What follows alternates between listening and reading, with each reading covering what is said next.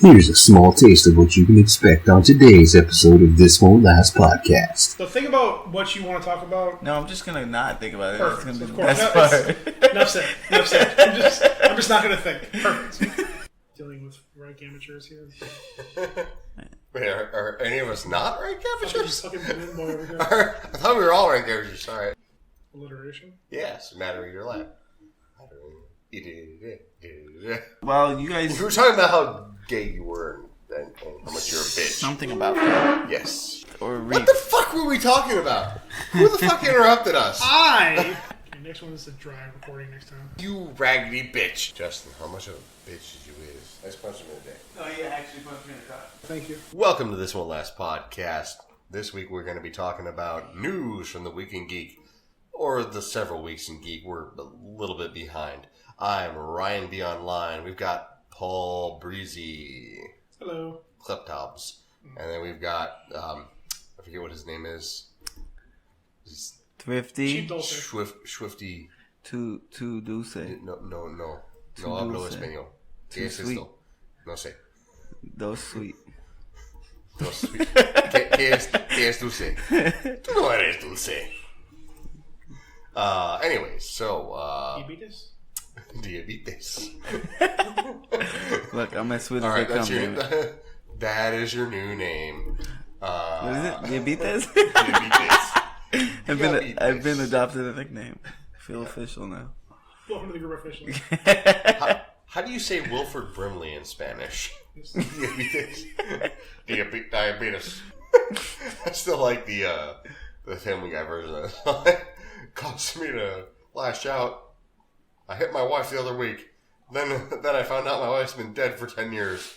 Who did I hit? I mean, it's awful, but it's funny, circumstantially. Anyways, Paul, want to start us off? Oh, it's missing violence. Good follow-up for that. Let me see what we got. I guess we're just getting right into the news, or just like we're talking like catching our own lives. Justin just had a birthday. He's almost an adult. God damn it, dude. Fucking 28. Somebody got him some pretty dope presents, though. Hell yeah. Thanks everybody came out, by the way. It was a dope time. Yeah, if I would have known... I'm not comfortable enough to come out. If I would have known, I would have bought you a fan or an AC or something. I could filter that. Well, I wasn't warned. None of us were warned. I became thrifty so a bunch of fat guys showed up and we just almost... I don't know. I sweat everywhere. I became thrifty to syrup that day. Nice. So all those guys were a couple hours... Right before I blacked out. We ran the table for a few rounds. Yes, we did. Wore the belt. Yes, we did. It was good after that. We wore the belt in unison, actually. One day, Justin, I will allow you to attempt to win the belt back from me. Listen. To attempt. You won't succeed. That's just a fact. I'll give it my all. I appreciate it. Really. That's all I have. It's the only thing I can expect from you is that you give it your all. But I know for a fact you will not succeed because that belt fits so snugly across my waistline. Listen, if you want to cut a promo, we can cut a promo. Listen, I think that's all I got. So respect his Bankai. Okay. Listen, that's my spinner. Bankai is for the weak. But he eventually gets a Bankai. He does, doesn't he? It's weird though, isn't it? It's like it's not as cool as you would hope it would be for him. It's just kind of like an evil version of Ichigo's. Yeah, and I like. It was so much. I guess it makes sense. It was so much more fun when his quote unquote Bankai was using two hands. Like, do you watch Bleach at all? Have you ever watched Bleach? No, but I use it on my white clothing. You racist. No, I have not seen Bleach. I do know like the one character though that you just said, Ichigo. Ichigo's main character, yes. Yeah, he's cool looking. Best be like, I haven't seen Dragon Ball, but I know Goku. Yeah. Ichigo looks cool. Doesn't he have like a half mask face or some shit like that? Yes, he's half masked. Holified, yes. Oh yeah, whatever. His sword is half masked. I actually laughed because when you said that, it reminded me of one of the lines from the new show Watchmen on HBO. I've heard about this show. I've heard about this show. I've heard about this show though. It just came out like 2 days ago. Yeah. I mean, I heard of it. So, I mean, at least I'm caught up. Partake. One of the lines. The main character, she's going and she gets a guy from a trailer who's Sister is Knight. A suspected. I don't remember. Sister Knight, I think is what it is. Like they think maybe involved in this like radical group. Gets him and he's like, her boss is asking, how do you know he's part of it?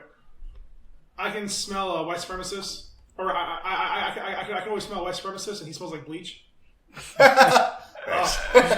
It's great. Weird show so far.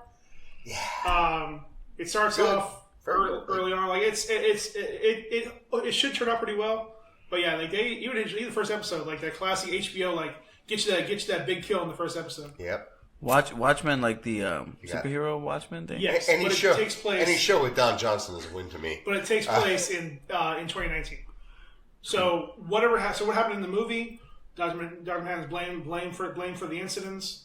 He leaves, and it's now the world after that. Okay. But I think from what they kind of set up, it almost looks like they're not going with the movie ending, because in the book ending.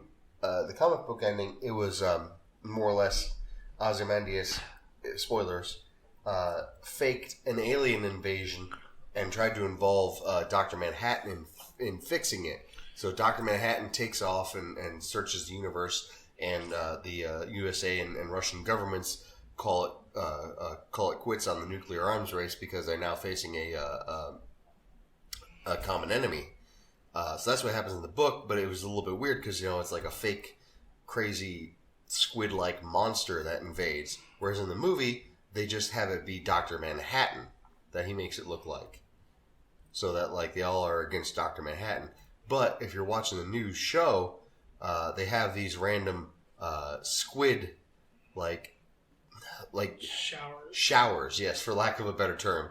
So, like, from that look, it seems like they're going with the classic comic book ending of where, like, it was a trans-dimensional alien entity that was fighting that caused the end of the Cold War. Could be. I got a question though. Yep. This is probably one for Ryan though. Do you prefer an old-fashioned or a Manhattan? Old-fashioned, probably. Yeah. It depends on the situation. Manhattans are nice, but old-fashions, I think, just taste better. Oh, they're fantastic. I've been messing around too, and I got a recipe down. But when you want something stiff, you want a little, a little drink that makes you go. I think a Manhattan's a better option. Or just I realize how gay that sounded, but I mean, it was good for Don Draper. Google it. Yeah, I had actually, I will Google it. Don. He will. Don Draper. Okay. It's going down. All right, how do you spell it? Don Draper. Going down. Just say it. Meet me in the club. Don Draper. Google that one too. I think Donald Francis Don Draper is a fictional character we and don't need the protagonist. We're good. What the fuck are we talking about? Hold on. We just went completely off the rails. We had a thing, and now I don't think any of us know where we were going. We haven't actually gone anywhere yet. Yeah. We're We talking about are his birthday. spinning the fuck out of our wheels. Yeah. It's called content. Content kings. We started my birthday and ended That was up a mistake. with Don. Yes, I agree. His birthday was a mistake. Don Draper. Okay, so look here. Yeah, let's start going through this news because I think I'm the one who knows anything about most of this stuff. Yeah, let's go. So, What stuff? Sorry. Stuff is stuff. Just continue. Listen, for our two listeners. Two. listeners. It's if we're lucky. and Two listeners. they're not in the same place. I listened twice. Shout out to our Patreon followers, Sean. Hold on. I think Bethany listens to us. Hey, Hey, So, shout out Bethany. Bethany, I see you were a subscriber, so Bethany, howdy. Hey, but like you said, special shout out to Sean, our patron. Our patron. He's not a fucking patron. He's not gonna pay us any money. He pays us spiritually. Okay, it's coming. okay. So for the maybe half of our audience, maybe the half of our audience and half of our group of podcasters that cares, the John Wick series We do has this for gotten you so guys. powerful, it's creating a spinoff. Baba Yaga.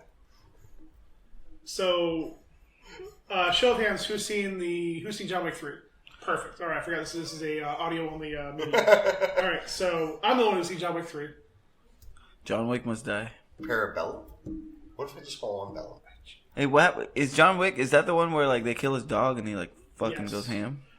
Yes, John Wick 1 was advertised the same way John Carter of Mars was advertised, just it didn't show anything of what the movie was actually about. Sean Carter, like Jay-Z? Yeah. So, I think we just gave somebody an idea for a t-shirt. Sean Carter of Mars. All right. Dude, that is actually a sick shirt. Imagine that. All right, put a pin in that. I'd buy it. I would buy that. I would watch the animated series. 10 years down the line, I would watch the live action adaptation. While all the while saying, this sucks. They don't fucking get the spirit of the original shit. Anyways, Paul. For those who have seen John Wick 3, there's a scene where John's going to I believe the Belarusians. He's going to them to get passage to Morocco. He's in trouble. He's doing a bunch of stuff. So when he tries to go there, while he's going to see Angelica Houston, who's playing the boss of the crew, there's a ballerina on stage dancing. Every time she falls, they yell at her, tell her to go again. So she keeps going. She keeps falling. She keeps going way she should have stopped a long time ago, but they keep pushing her. Apparently, she's gonna be the star of the spinoff, cool. Where it's pretty straightforward. She's looking for the people who killed her family.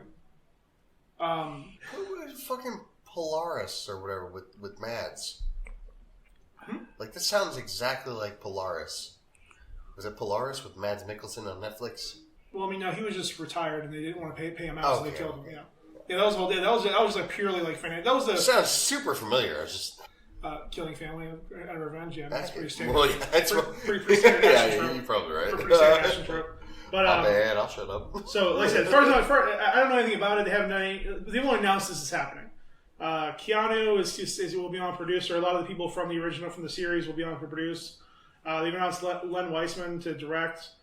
He's the guy behind the Underworld series and a bunch of other like generic TV shows. So I mean, it'll probably be stylistic like the main series. Sweet. But I don't know what it's actually going to be. It's going to be a movie, Paul. That's honestly what I was thinking. Prove it. Yeah. Right now, it might just be it might just be a vehicle for whatever young starlet they want to move up. Because again, like they probably will not use the same actress that was in John Wick 3. Mm-hmm. So it's probably gonna be just a vehicle for whatever young, the next Jennifer Lawrence they want to bring up. Oh, she's fine though. I'm sorry, she's really nice looking though. Some positive news too. All right, so this is circulating. 12/26. So this has been circulating around for weeks now. Two of us care, one of us doesn't. Some of you guys out there may care. It's been the hot thing now to make just to try to shit on Marvel the last few months. Yeah. Really? Yeah, since it's been most of Justin's life. Yeah, but since people have really wanted to just accept the. Anyway, listen, I'm not here to talk about that movie right now. Anyways, a bunch of people have been jumping on board. And the most notable one, the first notable one that came out was Martin Scorsese. Let me get the exact quote. It's a great quote, by the way. No, it's not because he doesn't specifically call out Marvel. So he's calling out your favorites too. The quote in general is great. Where's you read it? Link? No, No, you haven't. You told me it though. Well, I clarified what Paul was saying earlier. It says Marvel movies aren't cinema. The actors do the best they can with what they're given, but he relates them more to theme park. Okay, that's fair. There are a lot of superhero movies that's all they are. A lot of the Avengers movies, especially a lot of the early MCU movies. Most of the stuff from the X-Men, most stuff from DC. X-Men was straight theme park. No, it was trying really hard to be like serious. Logan was different. Okay. I don't count Logan as part of that stuff. Like same way I don't count the Deadpool movie. Like those are strictly by those Deadpool filmmakers. is like fucking theme park as well. But it's supposed to be. It's a comic series. Yeah. I do like Deadpool. Yeah. So again, like certain things are supposed to be like you're not supposed to take a Thor series. You're supposed to take a Captain America or an Iron Man super seriously all the time. Is he saying like superhero movies in general? Well, that's fine. He spoke very generally. He said he's he had seen some superhero movies before, but they weren't for him, or some Marvel movies, but they weren't for him.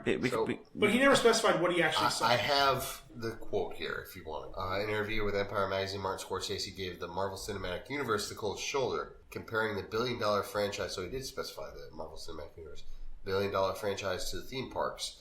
I don't see them. I tried, but that's not cinema, Scorsese told Empire Magazine. Honestly, the closest I can think of them, as well made as they are, with actors doing the best that they can under the circumstances, is theme parks. It isn't the cinema of human beings trying to convey emotion, psychological experiences to another human being. Period. Which is, he said superhero movies, which is correct. Because Aquaman was straight theme park too. And that's DC, so it's not just Marvel. But again, because a lot of these are supposed to be just fun escapism. Correct. However, saying that the entire anything related to a comic movie is purely a theme park or purely, vapid, is just idiotic. I'm gonna say this though. Nothing is one-dimensional, really, if you think about it. There's been good, quote-unquote, superhero movies that aren't necessarily theme parks, that are actually real movies, too. Like the Dark Knight series. Yeah. That was very... that was a real movie. They had a lot more depth. They had a lot more... if nothing else, the character interactions, character performances were very excellent. And in a way that was not just, strictly face value. Correct. And then on top of that, the writing was good, the directing was good. Everything about it was very excellent. From the first to the last. Yeah. And Scorsese, he did the Joker. He did not do the Joker. Well, He wasn't involved. He wasn't involved. They asked him to be, but he I thought he was involved in some sort of way. No. The Joker was a love letter to Scorsese movies. Okay, well, I know that. It was Todd Phillips writing his dick. But I thought he had some sort of input in that. Well, hardcore. He had input in the way that they copied The King of Comedy and Taxi Driver. Yep. Well, either way, that's also not a comic book movie at all. No, it is 100% a comic book movie. It's not a superhero movie. It's not a comic book movie. Yeah, it's not a comic book movie. It has comic book names, but it's not a comic book movie. Yeah, not even close. Just because it's not based on a comic book, or there's no. I mean, what features of a comic book are in there? What features of a comic book are in Sin City or it's Watchmen? It's stylized. There's people getting falling out of buildings and landing without issue. A girl running around slicing a guy's head off with a katana. Okay, so it's bombastic. It's excessive. But there's no, and by that vein, there's no theme park elements in this. John McClane riding a Harrier jet is a comic book movie. I mean, one of those things came from a comic book, the other one didn't. True, but it's stylized, it's bombastic, it's over the top. I think I'm gonna have to cut it right here because we have a very special podcast devoted to this movie. Sure, man. Whatever. I don't understand why we're drawing the line in the sand right now, but we have plenty to cover. I know you. Dirt when I bury you. Damn, that's actually a lot deeper than you thought. Dark. You go there. Paul Wall. What's the next thing on the agenda? What were you talking about? Martin Scorsese being a dick. And Francis Ford Coppola going one step further and saying the Marvel movies are despicable. And I love it because every time that they've announced that, James Gunn's been right there immediately to respond to them. Beautifully every single time. And again, what I love about that every time is, especially the one at, I think when he responded back to Coppola, I think, on the second one, when he made the reference, I think he said it's not for both of them, but again, every generation has their movies they just shut down without even looking at or even thinking about. Again, he was saying, this generation is shutting down comic movies without even watching them. In Scorsese and Coppola's time coming up, the old generation there shut down gangster movies as just being they're all the same, they're all the same cliche thing. Before that, it was all the cowboy movies. Before that, I mean, there's always a thing before where everybody shuts it down without even trying to watch it. Because it becomes status quo. Once certain things become status quo, you find a lot of people who will stand around and say, this is wrong. Happens in every like you said, in every iteration. At one point, the cowboy movies were the standard. And at one point, the gangster movies were the standard. At one point, Those are the times. And at one point, the disaster movies were the standard. No. Now it's the comic book movies. It'll be something else in a few years. Well, no. I mean, we're talking about movies that are actually made like with heart, with depth. I mean, no disaster movies are ever made with depth. But I'm saying like there are gangster movies again, like the like Godfather and Goodfellas, like movies that have things to them. But again, like from a generation before, they were looked at it's just another gangster movie. Because again, yeah, there's plenty of those dumbass movies. There's plenty, for every Guardians of the Galaxy Volume 2, there's 10 Age of Ultrons, or there's 10 Justice Leagues. You feel that Age of Ultron was not made with heart, or like? I don't think. Well, again, I think it was. I think it was made with studio interference. Sure. Yeah, and again, there was a lot of flaws in the movie. And I'm not here to argue the good or bad about Ultron. It was just a reference. Nobody puts it in their top 5. No, you're right. Yeah, you're absolutely right. But I don't think it doesn't make it a good movie. I'm not arguing good or bad. I'm talking about depth. I'm talking about emotional depth, character depth, whatever it might be. There are moments. I think there's missed swings. Like a lot of missed swings. Yeah, sure. In any movie, when movies are trying to make a statement, there are some times when people are just like, "Nope, I don't agree with that." Like, it's unfortunate, but it's true. We live in an area where people, tend to agree or disagree on something, and if you're in the wrong, you can be viewed as not making sense, as not having a point, not being valid. So when the common consensus is gangster movies, and then they gradually shift away from that, and you're still making gangster movies, eventually you're gonna be wrong. When the common consensus is superhero movies, and eventually it moves away from that, and you're still making superhero movies, you're gonna be wrong. If that makes any sense. Not really. Not in the conversation we're having right now. Okay, keep going then. We're just talking about just actual quality movies. Again, whatever genre movie, and again, we touched on this before with our comedy episode. Honestly, my thoughts on, like, say, basketball. Positions, genres are less defined now than they were before. Sure. Again, calling it a comedy is shortchanging it. I don't care what movie it is. Calling it a drama is shortchanging it. Mm-hmm. Calling it an action movie is shortchanging it, because it's going to have a lot of factors, a lot of things. Yep. There are plenty of action movies that have great character development, great emotional depth, great humor. Nothing has to be just one thing. Because again, especially now with there being so much competition for entertainment, every movie has to be able to grab somebody in some way. Why do one thing when many things do trick? That's right. But again, what I was getting towards with the James Gunn comment, was that it's sad seeing living legends like Coppola and Scorsese, where they shut down entire movies and genres without even watching them. And again, and he even called out specifically, people protesting and coming out against the Temptation of Christ without even watching it. Yep. And again, it's gone on to have definitely it's time is a flat circle. Definitely, time is a flat circle, and its critics, but it's got a lot of positive word behind it.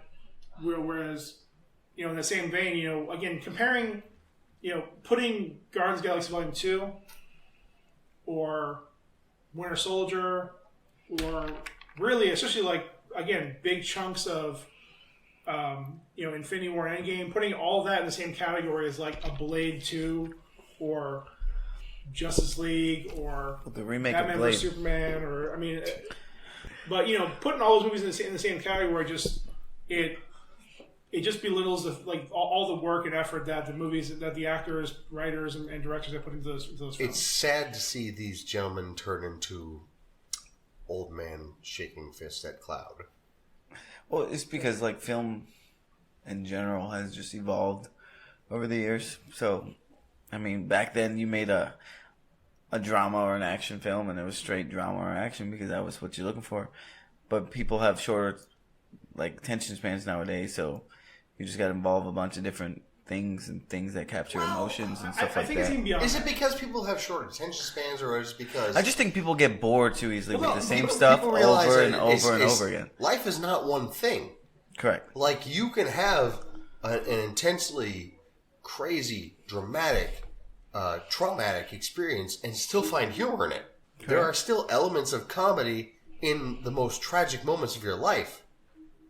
And if you're not able to reconcile that, I think that's a deeply problematic psychosis. But when it just comes to movies in general. But that's the thing. Movies are a fucking representation of your life to a certain degree. And if everything you're watching just uniquely quantifies only dramatic experiences, only action experiences, only comedy experiences, it affects you mentally. And they shouldn't be presented that way. So here's what I'm trying to say. Like, right. People nowadays don't have a favorite genre. Like, what type of movie do you like? People don't say that anymore. Because no one really has a specific genre that they like anymore. The only consistent genre that's still out there are those, like, horror movies, which is, like, straight horror movie. And even those aren't even good anymore, and half the time they're funny. Well, you know, actually, I'll still kind of argue against that. Like, yeah, there are still, like, things trying to be, like, classic comedies. But I think there are classic horror movies. But I think there are a lot of them, something like A Cabin in the Woods, where it is more self-aware. So good. Where, you know, it can do the horror tropes and still not take itself too seriously. Yep. Just like there are a lot of movies with a lot of, like, dramatic weight to it, but they don't carry themselves in such a way where you just, like, you feel like this is, like, the end of the world for this person. But when I think of, like, all right, what are, like, some of your favorite movies of all time? Or what are, like, the greatest movies of all time? Or especially recent, like for instance, Wolf of Wall Street was a fantastic movie and had a lot of everything. I like the fact that nobody can pronounce that movie correctly. What do you mean? Nobody calls it the Wolf of Wall Street. Everybody calls it Wolf of Wall Street. What did I say? Wolf of Wall Street. Well, because Wolf of Wall Street. The Wolf of Wall Street. Who cares? Yeah. But what I'm trying to say... I just think it's funny because every time you say Wolf of Wall Street. I honestly probably always it sounds like Woofle Wall Street. Waffle. Yeah. I understand. Keep going. Sorry. But no, it's okay. But with that movie, just specifically though, like that has so much of like all genres pretty much, except for maybe horror but anyway, like that is a culmination of like the producer and the actor coming together and creating something special. You know, it's a lot of different moving pieces that make that movie that good. And I mean, it's kind of like what Paul's saying. Well, I think the best movies are movies that don't fit into a genre. Correct. And that's why these great filmmakers, these great producers, they don't care for regular movies. Like a regular horror.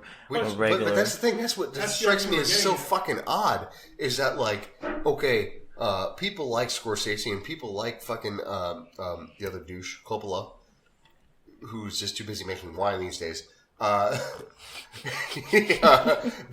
They criticize the Marvel movies and they call them fucking theme park rides, but it's like, okay, think about the level of emotions that you feel in watching a lot of these movies. Like, and I know we say Marvel movies and we're talking about superhero movies in general because, like, I think DC has finally gotten around to being a little better with their movies. But I think that's because DC does their movies differently. I think they finally found their niche and just realized. But this thing is, beforehand, they didn't have a niche. They didn't have a style. Yeah. Like, you got the original Superman movies, which was one style, and then you got the Batman movies, but pre-Nolan-verse, that were one style. And that was kind of it for them. They never really tried any other... I can't even think of it. Jonah Hex. That's about it. Is the only other DC property that came out outside of them, like prior to the Nolan-verse. Like, and even that one was kind of in the middle of the Nolan-verse. Anyways, I'm sidetracked. But the Marvel movies offer so many different, such a range of emotions. Like, they offer you... You're talking about Marvel? Yes. They offer you the superhero and the spectacle, but they also offer you a lot of drama, a lot of, like, sad and introspective moments. I feel like, and sorry to cut you off, but every superhero movie has to have drama. Well, but there's a different, like, concept of drama. Okay. It's more like a lot of tension. Conflict versus tension. drama. I like conflict. Conflict is the perfect word. But conflict often is drama, though. You can't have a conflict. It can be dramatic. There can be drama. it can have drama in it. I mean, regardless, we're kind of getting off tangent anyways. That the bigger fact is that these people, and I think it kind of goes back to a couple things. Obviously, one, it's old men, shaking physics clouds.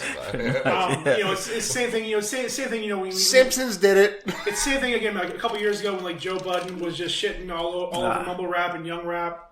And yes, is there shitty rap back to back player? Is rap shitty nowadays, or is rap kind of shitty or shittier than what you're used to? It's all in how you look at it.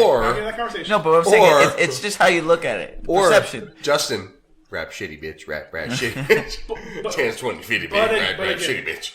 Rap and movies are again, both of those reflect music. Both of those reflect the culture of the time. Okay, yeah, rap. Yeah. So again, right. it's and both have the same issue. There's so much more competition. So you have studios and labels that won't invest money into things they're not sure about. Mm-hmm. So again, they're willing to throw in $175 million into Maleficent 2, Haven't seen it. Which is ridiculous. Haven't seen it. By the way, something like what was it? I think it was Zombieland 2.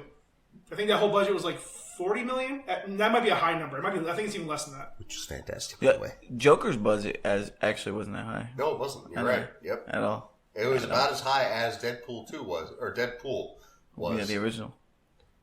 It was very low budget and. Well, again, for the most part, it was just watching a guy in a room. Why do you? I mean, pretty much 80% of the movie was just watching him. Was just watching him dance weirdly in a room by himself. Time out.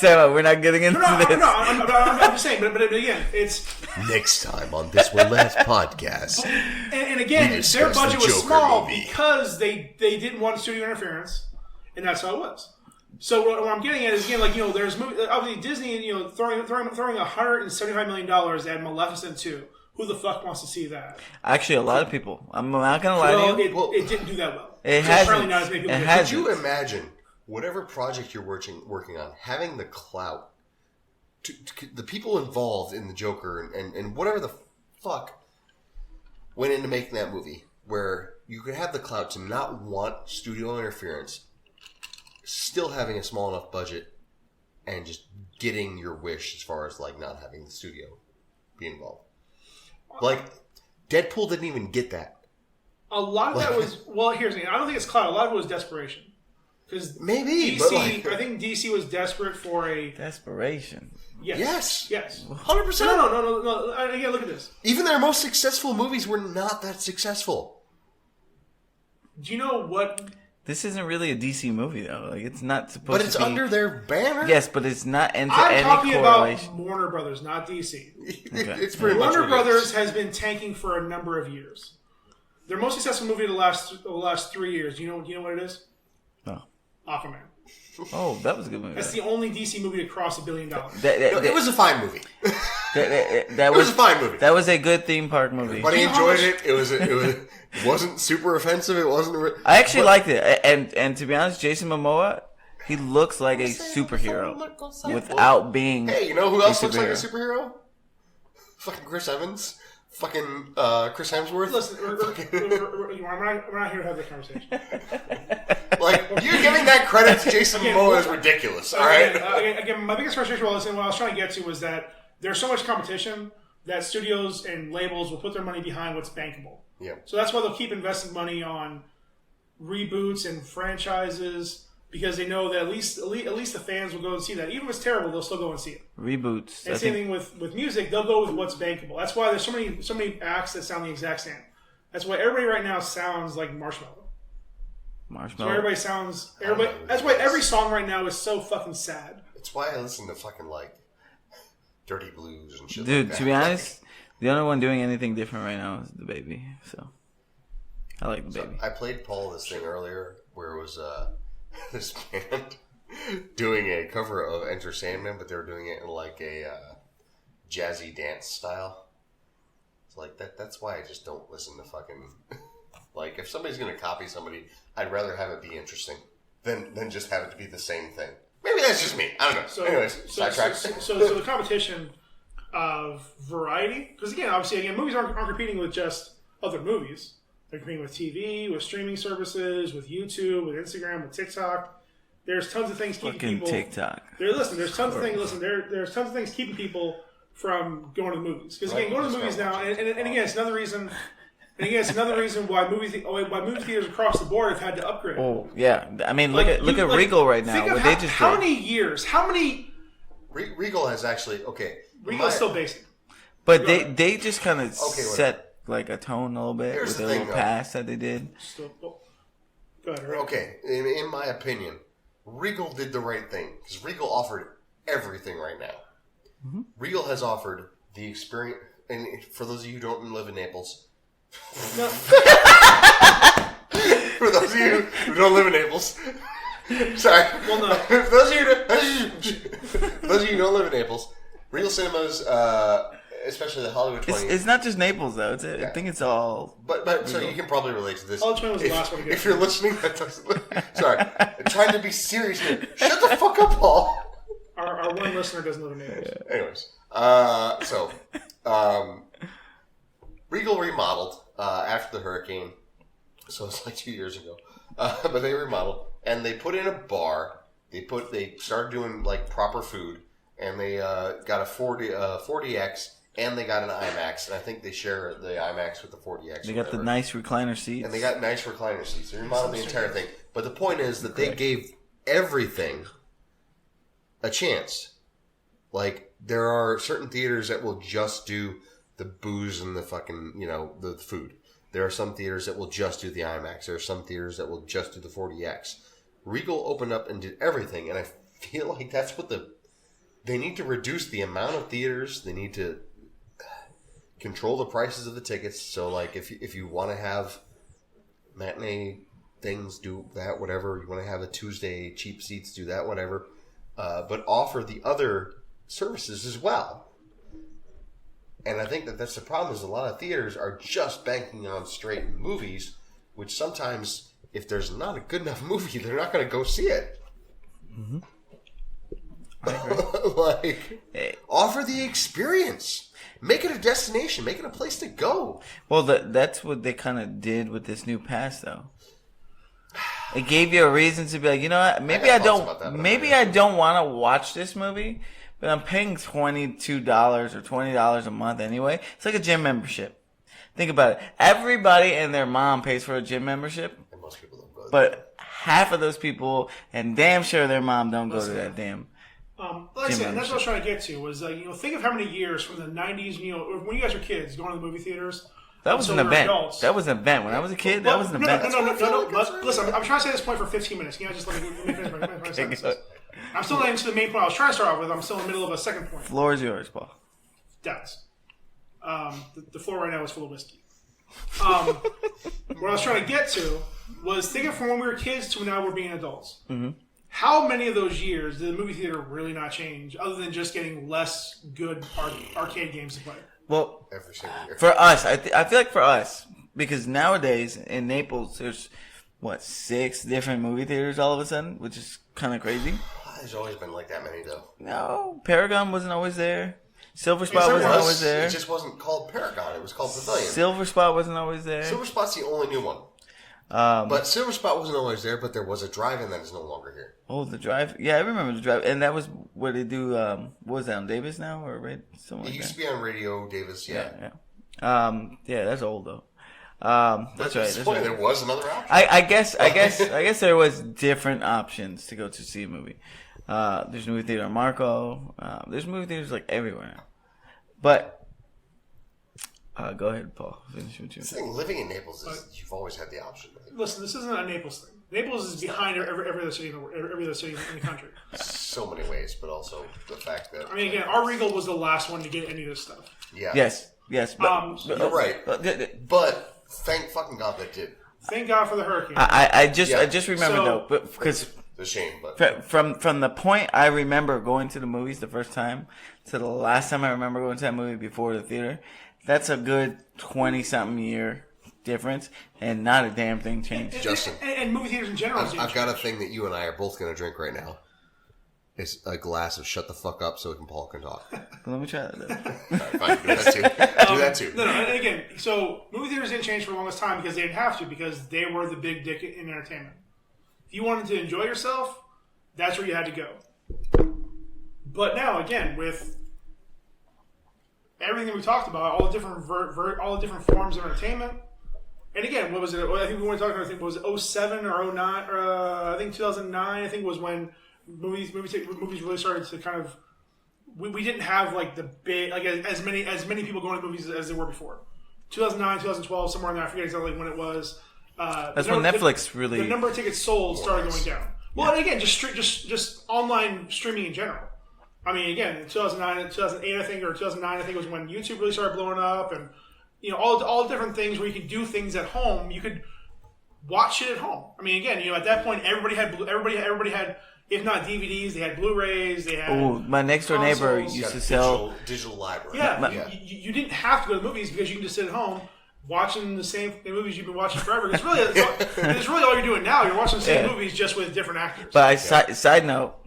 And if you wanted to watch a movie, you could find it without having to leave your house. My next door neighbor used to sell bootleg DVDs from his trunk of his car. Everybody knew him in the hood as that guy. Like, that was his thing. He'd post up at the gas station. Like, I was working at Winn-Dixie at the time. He'd be in there fucking just selling DVDs. Like, it was just crazy. We just knew him as the DVD guy. You wanted a movie that, even if it just came out 2 weeks ago, he had it. Shittiest quality. I remember buying Star Wars Chapter 3 or whatever when that came out. Literally like 2 weeks after it came out. Horrible quality. I hate the things that you choose to be. I had it. But yeah, no, sorry. That was... It's just in general. I mean, there's more opportunities. There's they've had upgrade, and again, what I was trying to get to more before, it was just movies themselves have had to evolve with the times. So yeah, are there a lot of just bombastic, explosion-filled movies? Are there a lot of? Yes, there are more Michael Bay movies than there are Christopher Nolan movies. It's just a fact. Mm-hmm. They're faster, easier to make. They catch your attention in our TikTok culture, where people can't focus for more than 15 seconds. TikTok, dude. TikTok, gonna talk. Wake up and brush my teeth with a bottle of... Sorry. Let's say they're just, they've had this... So again, but again... We cook him... sorry. We kick him to the curb. Unless they look like Mick Jagger. Time out. And again, it's just disappointing going back to all this, that they refused... lumping all of them in together without looking at any of them. It's just sad. Because again... There are a lot of generic superhero movies, comic movies. A lot. Lumping them all together. Again, it's even with the new ones coming out. Like this year, would you put Joker in the same conversation as Bloodshot? What the fuck is Bloodshot? Is Bloodshot coming out this year? I think early next year. What is Bloodshot? It's a Valiant comic. It's an independent comic. First off, Valiant comic. Yeah. What the fuck? They are working on a Valiant universe. Yep. Bloodshot's one. I think on Ninja. Ninjak will be another movie coming out fairly soon. Ninjak. But Bloodshot is a movie starring Vincent Diesel, where he's a soldier who you may recognize from recent internet fame from the fake scandal around Elizabeth Warren. Is it? Where a guy with a XXX tattoo was used in a... just look it up. So yeah, he's playing super. It's a very generic. He's just Vin Dieseling the fuck out of the movie. The movie itself, the character itself isn't that deep. It's just a soldier who dies. It's basically a technology version of Spawn. Yep. Spawn was a good movie. He gets. Thank you, Justin, for that. The one that you know, Justin. The one that you know happens to be like the fucking worst one. No, I remember watching it as a child. And he's working on another movie too. So it was last year you saw it. Anyway, but again, fine. So to change the conversation, yes, the joke is you're still a child. I honestly didn't realize Spawn was that bad until you guys just fucking belittled me right now. I feel like I'm bullied. No, hold on. Listen, I don't mean to make you feel like you're bullied because I love that movie too at the time. But I don't mean to make you feel bullied because I love that movie at the time too. But have you gone back and watched it? It has like literal clip art explosions. I haven't. Actually, I remember for that. our younger viewers. I remember that. But to be honest, I have not found the VHS that was on at the time, and I still do have a VHS player. It was super 90s. I know. But again, I was talking about the character. Like my boy Meteor Man. You haven't watched it, shut up. No, I haven't, but he's still on my team, man. I gotta represent when I can. What are we doing there, brother? Yeah. Listen, half the season's over, man. What's going on with that draft? I feel like it's not gonna take off.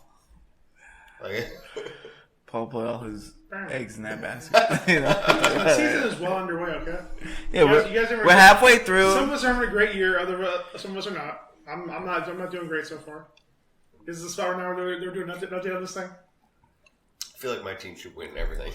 I feel like my team's the Patriots, and I don't want my team to win. My team has Captain America and Forrest Gump on it. How can we not win everything? Fair point. You're right. Actually, not bad. My team has a bunch of just dudes. Fucking a pony running. Your team has a fucking muscle army on it. That's right. But I also have... If it weren't for the fact that my team had Captain America and Forrest Gump, I feel like they'd be a threat to you, or you'd be a threat to us. I should have took Iron Sheik. Just have an old school fucking battle against Captain America. Iron Sheik. Because Hulk Hogan technically was Captain America. I should have chose Iron Sheik and Nikolai Volkov. You should have chose Sergeant Slaughter too. I don't even know who those are. Disagree. I just agree to disagree. All right, then I win. All right. None of us win. Damn it, you're right. Fuck this game. Paul, you're the winner by default. By default. Whoa, nice. We'll do an update on the league towards the end. Yeah. I gotta find the standings.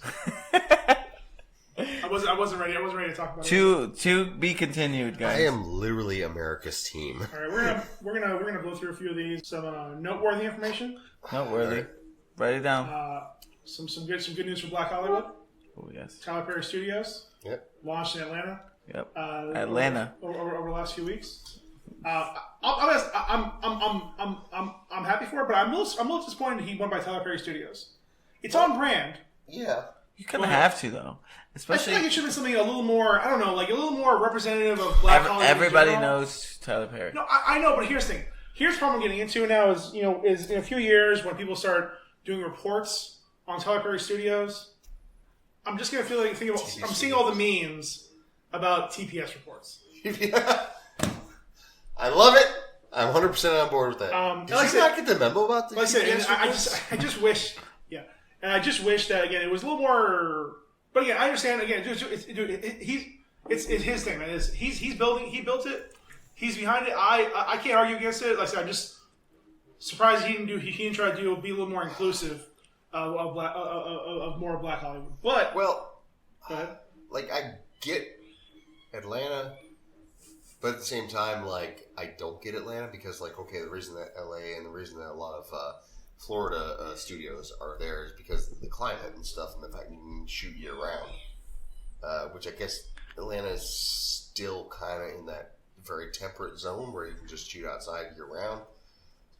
But Atlanta is also a very fucking packed city. Atlanta makes too much sense. Like in what way? Okay. Besides the black factor, not to be confused with a black actor. Let me just ask you one question: where do they film most Marvel movies?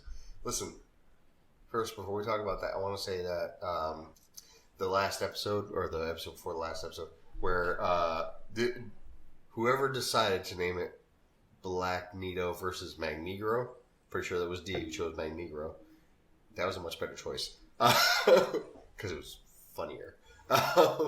Black Nito. Great content. Sounds great. I contribute what I can. He's not sure. I'm not even confident when the episode came out.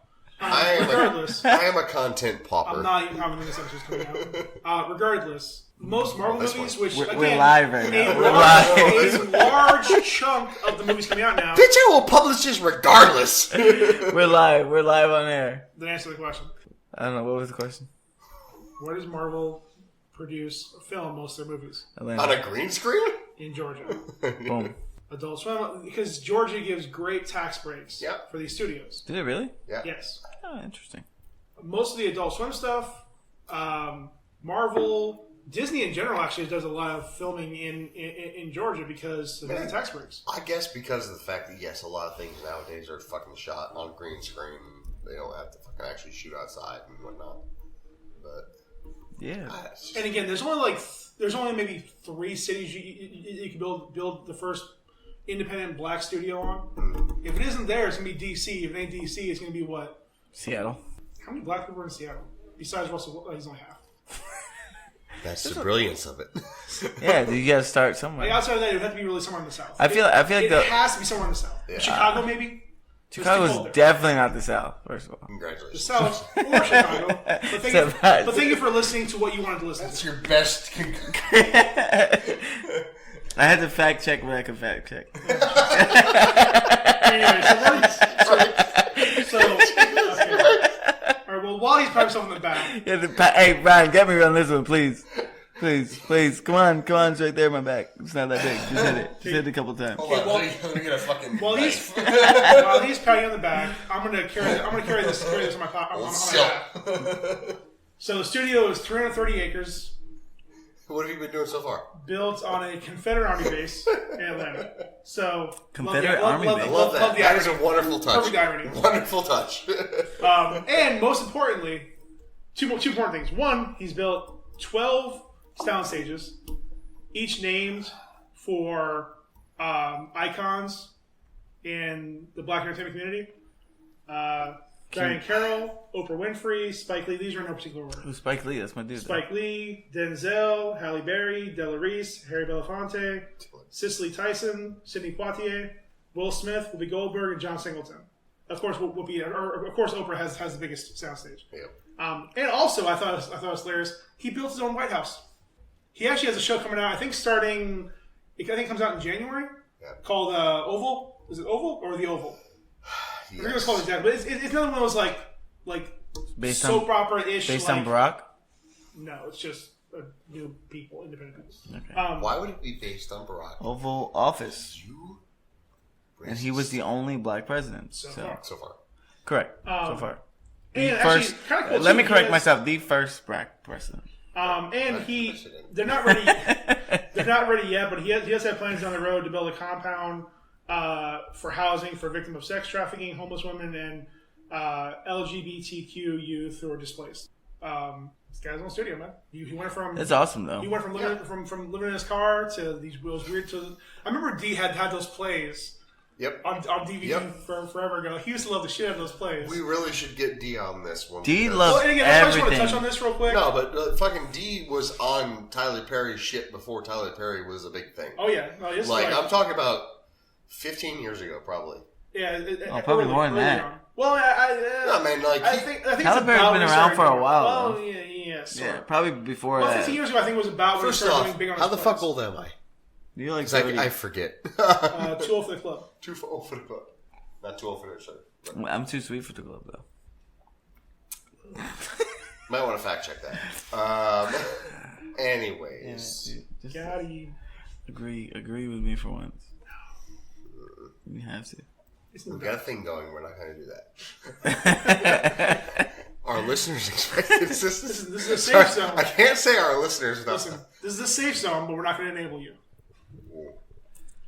Damn it. All right. Just press the red. Just So, press, yeah, so again, press the red button and watch I what do want happens. to go more in depth on Tyler Perry, but yeah, D definitely needs to be here for that. Yep. Yeah, definitely. We're not qualified because we're a lack No, of he- because we're a lack of melatonin. Despite all of that, the lack of melatonin, D is just a bigger fan of him. Oh yeah, Oh yeah. But at the same time, I cannot. I don't know. This is bad of me, but I cannot hear the. Sorry, I just need to collect myself because I won't say this correctly.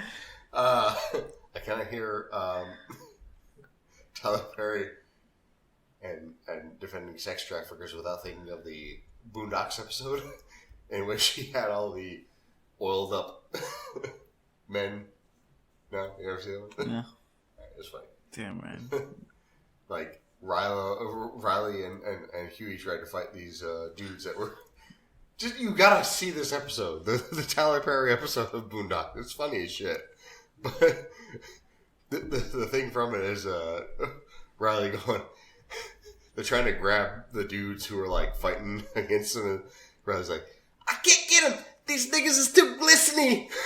Because they're all like oiled up and shit. Like, because Tyler Perry apparently always has like oiled up beefcake dudes around him. It's just funny to me. It took us a long time before I got there. It's funny. If you haven't seen it, it's hard to explain. I mean, you explained it pretty easily. Once you stopped giggling, it was easy to explain. These niggas is too glistening. Which is funny in and of itself, but if you've seen it, it's even funnier. Like my drink almost came out my head. It's funny to watch. Like, I can't. All right. Because like the whole thing is like he's like closeted homosexual. Like, and it's not done in like a mean way. It's just like you have to see the episode. It's funny. All right, guys. That's your homework. Yeah. Watch. You know what? Watch all of Boondocks, even the shitty season, because apparently it may be getting remade with Tyler Magruder. I think you're thinking of. I think you're thinking of MacGruber. MacGyver. No. Oh no. It was Meg Ryan. Meg Ryan MacGruber. Okay, so from Black Hollywood to The Dark Knight. Nice. Boom, nailed the landing. All right, Segway King! All right, Justin can finally be involved in this conversation, I guess. I'm in. All right, so obviously everybody knows. Sorry, I almost you see. I almost stole a joke from. That's what you get. I almost stole a joke from another podcast, but Robert Pattinson, also known to fans of the Weekly Planet as Rob Bat. Batman. He is the Batman. I don't know how I feel about that, first of all. The Batman. Well, here's the thing. It doesn't matter who Batman is. Listen, correct. Because Batman Batman doesn't character. make the movie. I've shifted so hard in the last 5 or 6 years from Batman being my top 3 to I just don't like Batman. No, Batman will always be number 1 because it's for me. the goddamn Batman. For me, it's just his story, his backstory. He just has such a real. I'm not worried. I'll keep that. So Batman's story.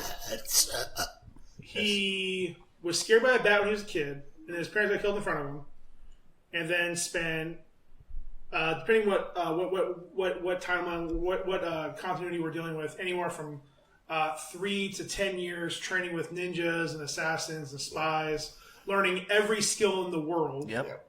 Mastering them, by the way. Yep. And still having billions of dollars left over in a company apparently that he's still in charge of, even though he really wouldn't have been CEO ever. Yep. And then just goes around punching people in the dark. Yeah. That's the Batman. Creating all of his own villains. Absolutely. It's the best creation from Bill Finger that everybody recognizes as being Bill Finger's creation. Listen. He has 0 superpowers. That's the best part. And that's what Bill Finger is known for with his creations. Actually, he's considered metahuman now. Oh, they can fuck off and suck their own. Is it because he has the chair? I don't know why. I didn't care about it, but he is, in the most recent storylines, in the last 2 or 3 years, has been considered a metahuman. Who are you talking about? Batman? Whoa, no. Because of... Yep. Retarded. That's weird. Yeah. Okay. Well, I don't think Bill Finger ever had that intention. Again, that's from DC, creation. not me. I don't like Batman because he is a bitch. That's ridiculous. Why would DC ever besmirch Bill Finger's creation like that? So, Bill The Finger Batman. The Batman. Directed by Matt Reeves, who we all know from something. Who, Christopher? He did. Okay. He's from the, those movies with the monkeys. Is this Batman movie, though, going to be rated R? Literally no idea. It's still in pre-production. They haven't filmed I a frame yet. I feel like with the trend of just... It doesn't need to be. Comic book hero movies, or just comic book heroes in general, I feel like they're trending towards more rated R. At least strong PG-13 rated R. And that comes from the Deadpool success. Well, that comes a bit. rated R, I think, is usually defined by 3 things: the content of gore, sex, and profanity. Yeah. It doesn't really need profanity. Might have the occasional slip up, but again, it's not really what I'm the goddamn Batman. I hope not. I feel like it needs to, depending on who the villains are, especially for the Batman, because Batman is such a real like goony movie. Like a lot of his just fucking villains are goons, straight up goons. Sort of, except the villain of this movie is gonna be the Riddler. Yes, I heard about that. Played by Paul Dano. Dano. I don't know. So the guy from Little Miss Sunshine. The thing to me about the Riddler is it should be Tobin Bell reprising his role as Jigsaw. Look, last time the Riddler was on screen was Jim Carrey, and I actually was recently watching that movie for some reason. Actually, false. He was on the Gotham. That was a yeah, but on screen. no, on Joker in the theater. Yes, correct. Because he was not like he was just weird. Like he was more jokey than anything. That movie was also very 90s. Yeah. Well, no, the Joker has changed a lot in the last 10 to 15 years. I just feel like the Riddler and the way this guy looks, Paul Dano, he just looks like a creepy guy. He looks like fucking the little mole rat from from Kim Possible. It's literally what he looks like. If he can just be this weird, like he needs to find a dark twist. Like first of all, I don't know the tone of the movie. Nobody knows the tone. It's not even fucking made yet. But if they're going for more like darker, more twisted, more just like a real film, then I feel like the Riddler's a great character. Well, I'll say this. His last two movies he's made that I think will help kind of give you a feel for what he's going to do. Dawn of the Planet of the Apes and War for the Planet of the Apes. Okay, so serious, like, dramatic movies. Yes. Movies that really should have won for, like, especially, like, for best like, effects. Because, again, like, those movies actually made you care about these talking monkeys. Yeah. I mean, just to put it bluntly, to put it, simplistically. But again, he's done some other movies like he did Cloverfield, he did a bunch of TV. Like he really hasn't directed that much. He's been a producer for a few things, but he really hasn't done a whole lot. What makes, especially Batman nowadays, because Batman's kind of a dark character. They need to keep it dark. They need to keep it gritty. They need to keep it grimy. They need to keep like the actual villains that cause the problems and show up. They need to give them like edge and not just like be these weird comic characters, comedic characters. These guys that are just like fucking crazy. And actually, I think for this, if you played the Arkham series, that's I think what they're borrowing from a lot. Because the two villains they want there the most is Riddler, which they've casted, and they're still trying to cast the Penguin. Penguin, I love. They tried to bring in Jonah Hill. He passed on it. They're allegedly. I heard about the Jonah Hill thing. They're allegedly still talking to Josh Gad. My vote is for Patton Oswalt. So they again, the Joker has changed drastically in the last 15 to 20 years. Even in like Batman the Animated Series, he was a little not dark, but he was more slightly realistic. Like he wasn't like the totally like comic relief. He wasn't the C-list that he was in the Have you seen like the more recent DC animations, like when it comes to the Batman and Joker? The animations, no. I mean, I've been just between the games and some of the comics, he's gotten so for instance, the last one I've seen was Batman Ninja, which was a fantastic animation because it was completely different too. Just cinematically and visually, the whole movie was fantastic. But even that Joker, which is still played by the original, voiceover actor and all this, it's just that he's so much more cerebral. He's not just this guy that's just playing jokes on everyone, and he's using gags and he's using these weird things to get one over. He's now like a real villain, a real bad dude, and like he's sadistic. He's literally crazy. He's not just like some guy that just wants to make you laugh while he kills you. Like I said, I'm curious how they're going to approach it because again, I mean, it's he's had some interesting movies, and again, like I was never a huge fan of the Planet of the Apes movies, but the last two that he was director for got a lot of great buzz. I mean, I saw a little bit of I think War. It actually was a pretty good movie. Not something I would traditionally watch, but I did enjoy what I did watch. Curious also how they're changing his name, which actually makes sense because whose name are they changing? The Riddler. What do you mean? Let me finish. Okay. Go ahead. Because there's no way a person in real life would be named Edward Nygma. It's too on the fucking nose. That's a comic book name. So his name in the movie will be Edward Nashton. So which actually makes more sense because obviously it would make more sense that guy who becomes the Riddler would change his name to Edward Nygma. Enigma just isn't a real fucking thing. Mm-hmm. Like unless your parents are trying to make you into a fucking crazy person. Okay, kind of like how they gave Joker a name in this past movie. Like I said, I haven't watched. Again, the things he's been in, I haven't watched a whole lot of. Because who would name their kid A. Fleck? Arthur Fleck. Fleck. Yes. Who would do that? I get it. Mr. Ben. Paul. Who would name their kid Affleck? Paul Dano. Again, actually when he was young, he was in Sopranos, Little Miss Sunshine. He played the emo brother. He was in The Sopranos? Doing what? He was in only a couple episodes. There Will Be Blood, Cowboys and Aliens. So he's used to this type of movie. Yeah. Okay, Prisoners. perfect. He played that mentally challenged guy. 12 Years a Slave. That's what I want to see. Swiss Army Man. But when I'm thinking Riddler, I'm thinking of a guy who was too smart for school, but was bullied for it, or something like that. And a dude that just kind of got a little crazy, kind of like made things into like a fun thing for him. Like if you look at like a guy that is like a math whiz or something like that. No one really gives a shit about math. It's not that fun. But he makes it into like a game for him.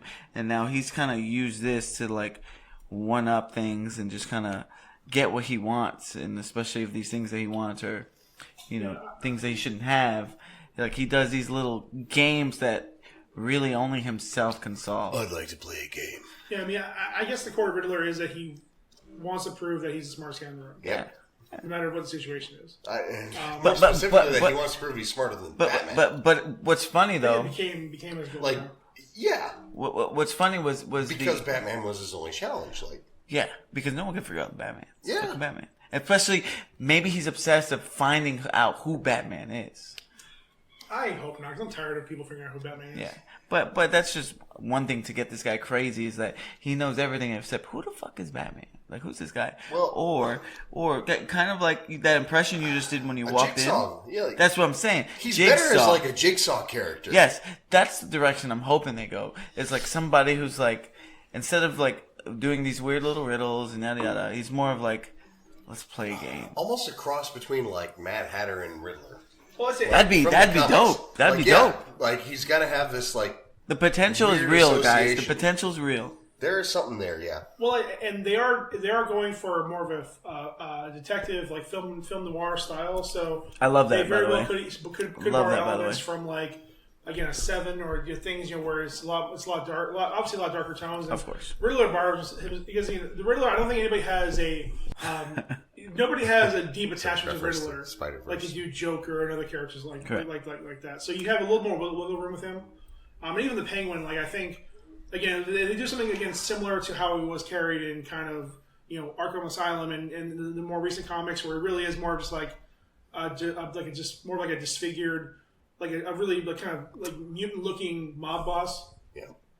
Again, get away from the whole like the Penguin visuals. Get away from like mutant too. Just make him like this supreme. But again, big, round, be a respectable guy.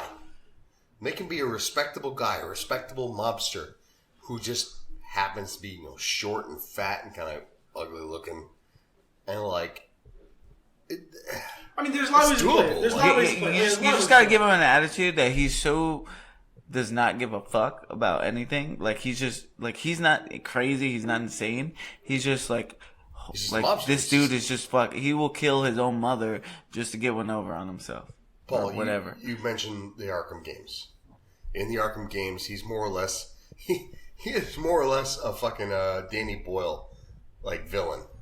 Like he's just like he's very British, but like what do you call this? I can't see like someone play A Cockney. Yeah, he's a Cockney. He's a Cockney mobster.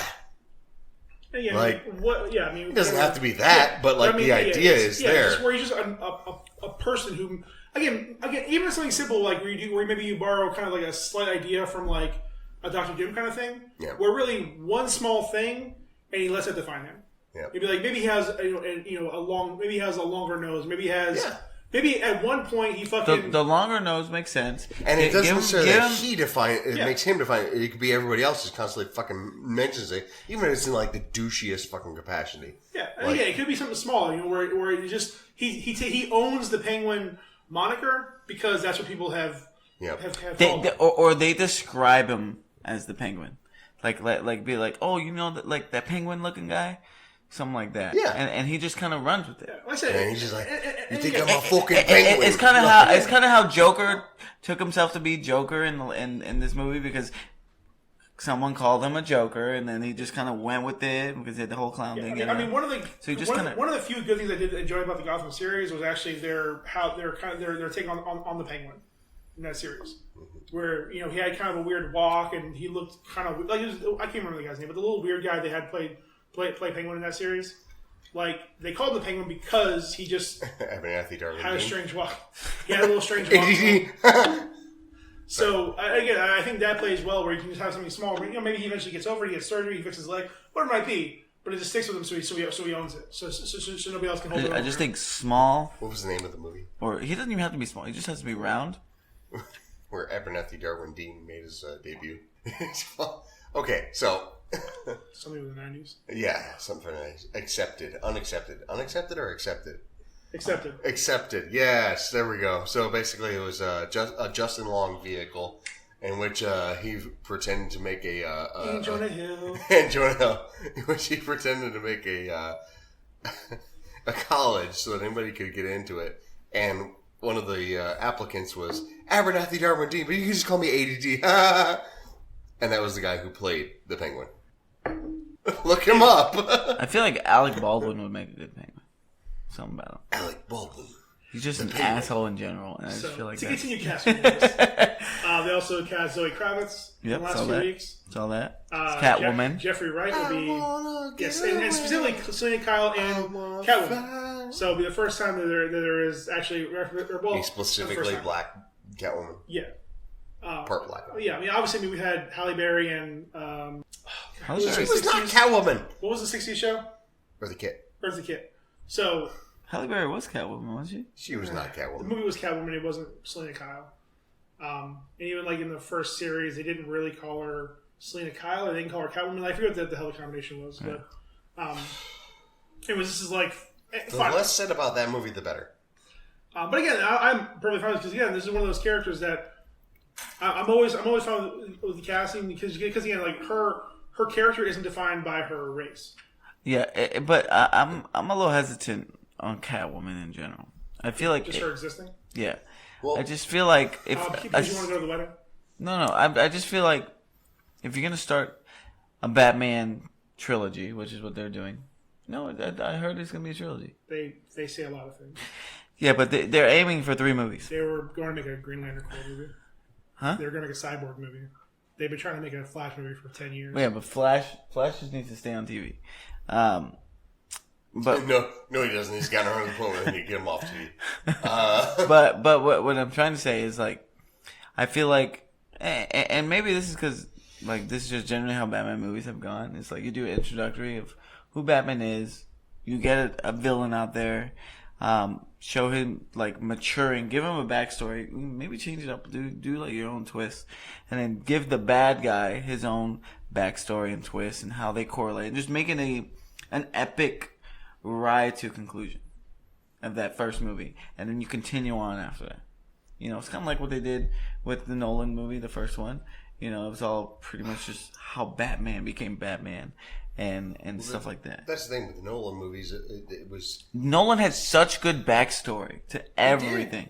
And that's the thing is like he was specific to that character, and he made everything like the story that they told was contained.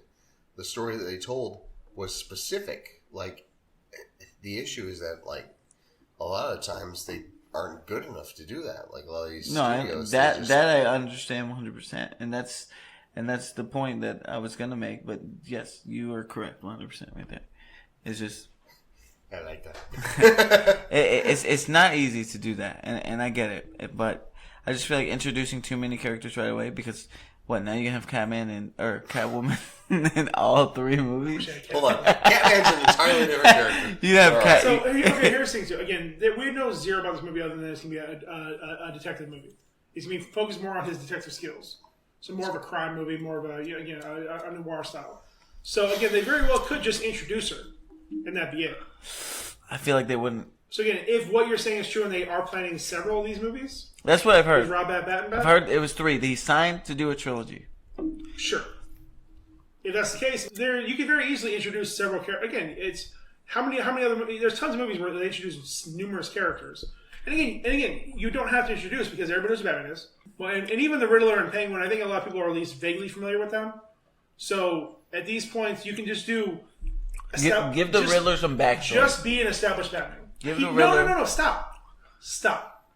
Batman's characters work best without background. Let's just be clear about that right now. Batman's characters work better without deep backgrounds. Deep, maybe. But give him something. Well, that's all cool. Listen, for Riddler, what we said earlier, all you really need to know is that he needs to be the smartest person in the room. But why? He needs Why? to feel that he's the smartest person. I want to understand why. I want to understand why is he this way. You don't have to go in depth. Fucking cunt. You don't have to go in depth. But just give him a reason. Give him a reason. What do you want? Like a 30-second flashback? No, just do a couple things like throughout the movie that kind of reminds him or brings him back. Paul, and I'll tell you why. It stems back to when I was. And regardless, the Riddler's another character who loves the monologue, so he can tell his backstory. He can expedite the fuck out of this place. I don't care about the Riddler. I don't really. It is now. I really don't care about the Penguin. I don't need background on him. The Penguin is fine just being an asshole mobster. Hashtag Patton Oswalt should be a Penguin. That's really all he is. He's just an asshole mobster. Let's just be honest about it. Like, you don't need to know why he looks that way. He just does. If he looks that way. He needs to be a Danny Boy. Whatever the issue is. Again, if he's just a normal dude. I don't think there's going to be anything. I think he's just going to be short. He's going to be round. And maybe certain features about him. Maybe he has a peg leg. Maybe he has a peg leg. Even more to my point, why I don't care about his background. He's a mob leader. That's all he needs to be. I can already think of the best on-screen version of the Penguin ever, and it's Bob Hoskins in Unleashed. Right? It's pretty sweet. Too sweet. Fucking Danny. Also, Jeffrey Wright is Commissioner Gordon. So we'll see what they do with it. Yeah. I like Jeffrey Wright, man. Just like, I think he would be a better Riddler, in my opinion. I'm kind of interested to see what this guy does. So we'll see. Which one? This fucking Jeff Deneau or Paul Deneau. Paul Deneau. See, again, he's been in good movies. I mean, he hasn't. I mean, he hasn't been the star of any of these movies. The closest he came was probably Prisoners, when he was like the second or third main character. But I guess he was like it's like third main character in Cowboys and Aliens. Nice. But again, so they're looking to start shooting early 2020, release 2021. I think June. Yeah, June 2021. June. Yeah, the DC films are pretty sparse moving forward. I think there's Wonder Woman. The next 84. DC movie isn't until Wonder Woman. God, I hope Wonder Woman 84 is good. I think that's June or July next year, and then not another one until I think that one actually Batman. Like, it's pretty sparse for movies.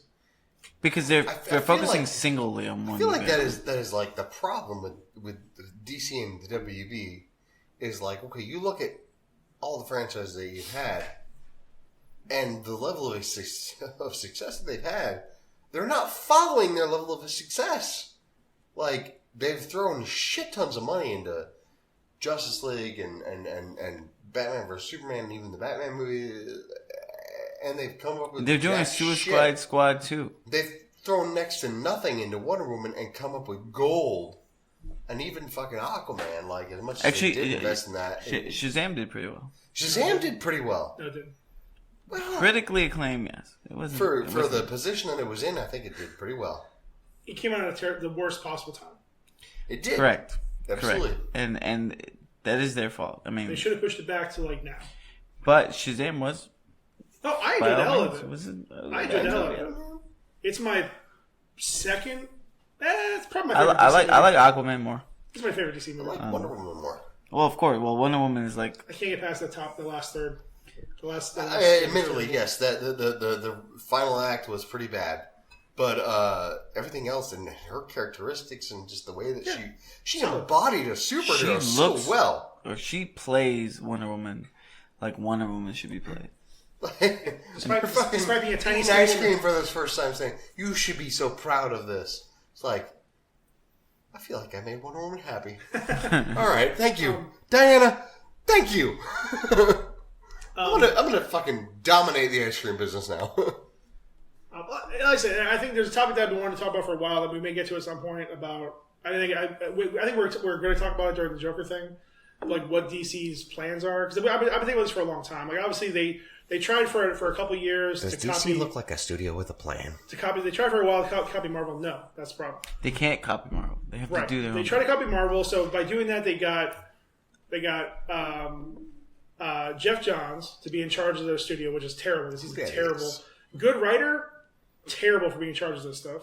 Because all he did was do whatever the executives told him to do. Put Zack Snyder as creative, like in charge of this, like how the series universe is going to look, which is a terrible fucking idea. So that's why BVS falls apart. It's why Justice League falls apart. Well, there is no reason. There is no reason a movie with two of the most famous fictional characters on the planet tanks as hard as that movie does. Yeah. It never broke $1 billion. Did we publish the episode where we actually talked about who the most famous? Yeah, okay, we did. Okay, so most famous fictional characters, we said probably number 1, Jesus Christ. Number 2, Mickey Mouse. We didn't finalize the list. My list. Everybody kind of had their own list, and but I think the same 5 characters were there. Yeah. It was in no particular order: Jesus, Mickey Mouse, Batman, Superman, and Spider-Man. Yep. Ooh, what's Spider-Man the 5th one? Because some people are saying Mario. Mario's up there. You were saying Mario. Mario's. I would say Mario's up there. Over Spider-Man? I would say Mario. I would say if it's a fluid list. Mario's in top 10. If it's a fluid list, he's in that the 80s, ballpark. Mario's up there. In the 80s and 90s, he would have been. Nowadays? No, 80s and 90s, Sonic would have been there too. Yep. I would say he's in top 5, but there's a lot of fluidity in that top 5. And then maybe you're talking with Jesus, Mickey, Superman, Batman, Spider-Man, and Mario. So you go top 6, and then it's a fluidity for top 5. Sure. In my opinion, sure, that's fine.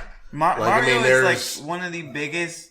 Somebody gets kicked out, somebody gets brought back in. Yeah, that's fine. And again, I'm obviously like everything in pop culture, it's what's happening right now. Yeah. I would still say, despite the Switch's popularity, Spider-Man's killing it. Spider-Man, Mario are close. The only reason I say that is literally just whenever you think of a superhero. When most people think of a superhero, that's the default they go to. He's literally the first superhero as far as what everybody thinks about. Even though he's not the first published superhero. He is the cliche of what you think of as a superhero. Yes. I think, though, the past 10 years, Superman is going to go. But I hope so. I'm not a fan of Superman. I mean, I love DC, but Superman is my most hated super fucking hero. Because he offers nothing. Yeah, he's just horrible. He needs to disappear. You guys got a problem? Did you know that my power is to win? Dude, you know who reminds me? That's not interesting, but all right, sweet. You know who reminds me of Superman? And if he played Superman, I wouldn't be surprised. John fucking Cena. I can't see him doing that. I can totally see him. And if you can't see him doing that. John Cena. No, John Cena. No, I can't see him. Listen, I can't see him playing any character. Justin actually got it. I like it. Thank you. Give me some for that. No. I pushed for a long time. John Cena should have been Shazam. That's another good one. Similar. I had to push too hard for that, Justin. Sorry. In the contents of who John Cena is as a person, Shazam, who is he portrayed in the realm of WWE and their universe is fucking Superman. So that's what I'm trying to say. I would have preferred to see John Cena as the physical embodiment of Shazam, like the Shazam. That's what I'm saying. That's actual Captain Marvel Shazam. But John Cena is and The Rock as Black Adam, and then fucking whatever you pick, whoever you want to be Billy Batson. But isn't The Rock or who's playing Black Adam? The Rock eventually, yeah. whenever that happens. He was cast as Black Adam like 10 years ago. Yeah, that's what I'm saying. Like what happened to that whole thing? Because Warner Brothers doesn't know what they're doing. Yep. Warner Brothers just cast people just to have a name out there. Listen. I mean, he is the right choice for Black Adam. Just the look, the physicality, and he can do a good bad guy. Oh, he's a great bad guy. He's a fantastic bad guy. He's the right choice for that. But we're strictly waiting on DC to get their shit together and make. I think they realize that they have to just kind of. All right, let's regroup here. We thought we had things. I feel like DC is the baby doe of this universe. It's just struggling. It's just taking left and right. And it's very gradually getting to its own feet. Once they get it, they get it. Yeah. Once, if they get it, they get it. But I feel like they're on the right path because they're kind of doing things their way. Finally. They're doing things. They're figuring things out. Finally, they're doing things. You're right, Justin. Oh, you know what? I actually forgot about Birds of Prey. Birds of Prey? I forgot that's a thing. What is that? Exactly.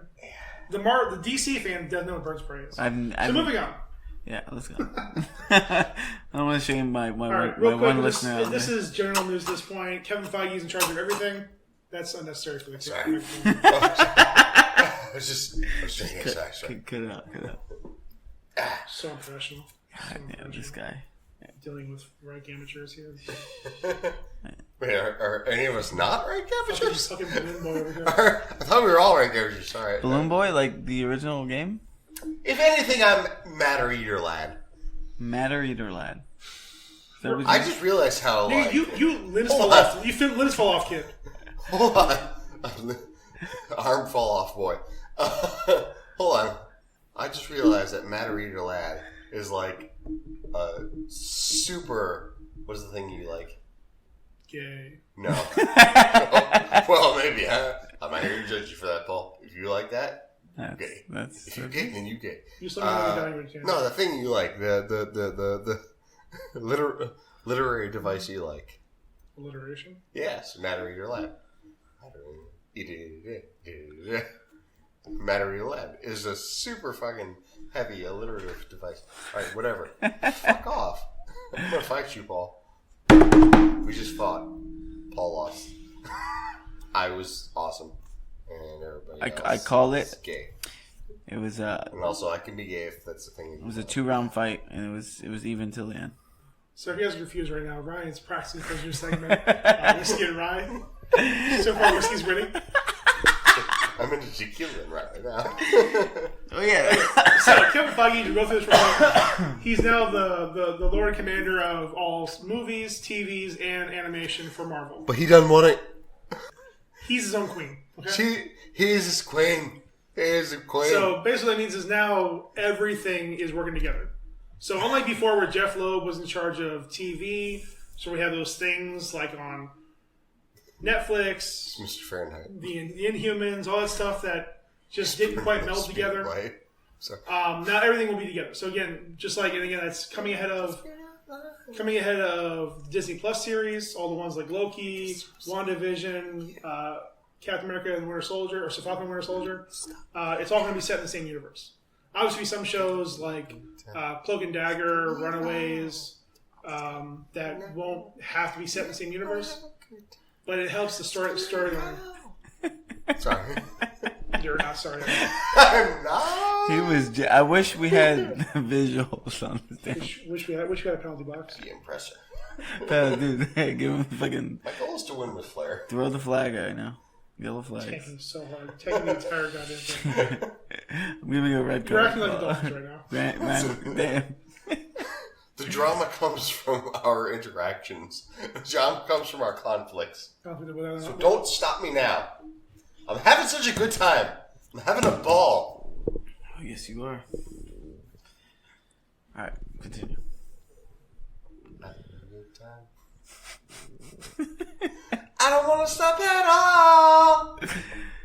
Ryan's Ryaning this thing. Hey, I like that's it. what I do best.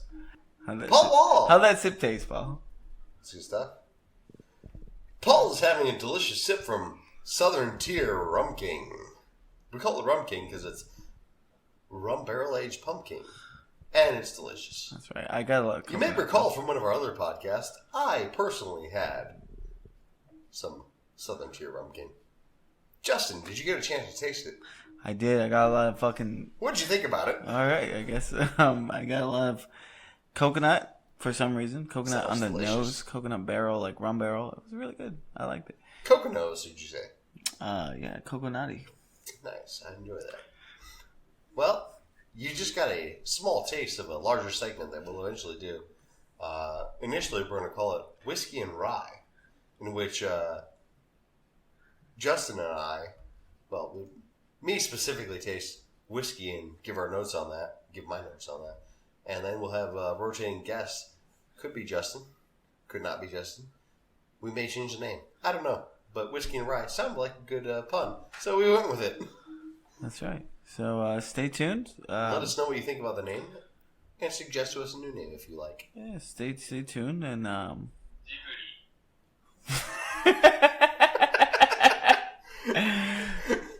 We got Integrity Whiskey. yeah. So, anyways, Paul, what were we saying? So well, you guys. We were talking about how gay you were and how much you're a bitch. Something about that. Yes. All right, so moving on. There you go. So I didn't get a signal. Amendment. All right, do it again. Didn't get a signal recording. Do it again. Do it again. All right.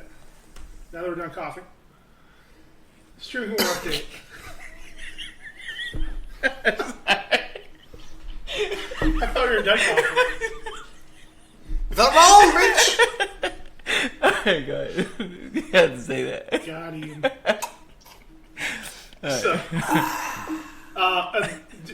the ongoing streaming war. HBO Max, currently the most expensive platform out there at $15.99 per month, I believe. What does HBO offer though?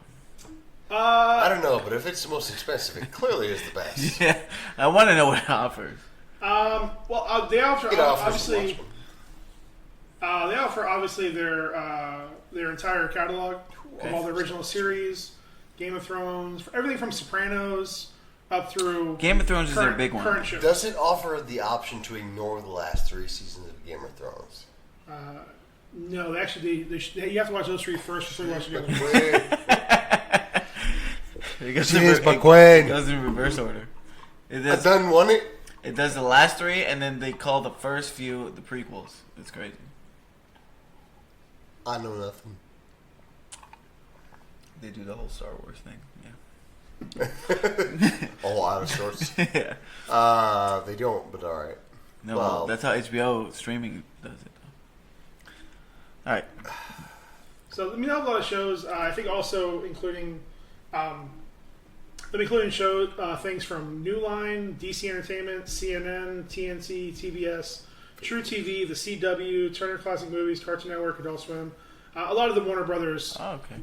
catalog. They work out a deal with them. So obviously there'll be some things that may only be on DC Universe, some things that'll only be on HBO Max. Again, they're obviously sticking with their kind of prestige format. That's the reason why they're so expensive. Well, it's the reason why they're choosing to be so expensive. But the only reason we brought it up today was they signed a deal with one of the most prestigious, I guess, anime studios. Studio Ghibli. I always forget how to say it. The correct pronunciation is Studio Ghibli. Ghibli. Studio They're the ones Ghibli. who did Princess Mononoke. The correct pronunciation is sorry. Go ahead, Paul. I excuse him. Princess Mononoke, Spirited Away. all 21 movies from that studio will be available exclusively on HBO Max. So that means not available on Crunchyroll, Verve. Lupin, the Castle of Castiglione. Hey, here's the thing about anime streaming. It's there's just a lot to choose from. There is, but again, those are one of the more famous ones in the U.S., but also just again one of the most critically acclaimed ones in general for anime. Again, I mean those are one of the few animes really perceived as art. Okay. No, consistently. Okay. Like movie wise, I know anime movies in general, their budgets are ridiculous when it compares to like what they put out on like an actual series. I mean, like, but they have they employ a lot of more people, like, Of course. working a lot more hours. So like, it's definitely different though. Yeah, I mean, again, even something as simple as baseline as Dragon Ball Super Broly. That movie. I mean, that movie they put so much money and time into. Looks fantastic. It's His name was Bob. by far the was my best Dragon Ball movie. Stylistically, exception. Wow. The only exception might be Path to Power. Path Power. Yep. Path of Power. Just because, well, and again, Path to Power has bonus only because again it did the best. I did like shortening the and telling of the story. I like the one with Janemba. It's the best That one shortening was and pretty solid. girthening. Of Yeah, the that one's story. really solid.